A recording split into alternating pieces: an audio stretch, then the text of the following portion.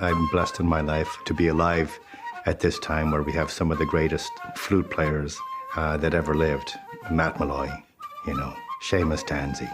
When Kevin was young and in full swing, I don't know there was anybody ever better than Kevin Henry. Tugann sé siarthú bhóthaí na stara, mar tá an sean stíl ceol na nótaí beaga atá aige. Níl éon duine beo dar liamsa gur féidir leis ceol mar Kevin Henry a henim.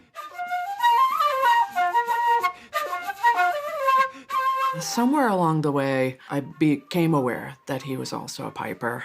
And somewhere along the way, I became aware that he could do these recitations. And somewhere along the way, he could sing.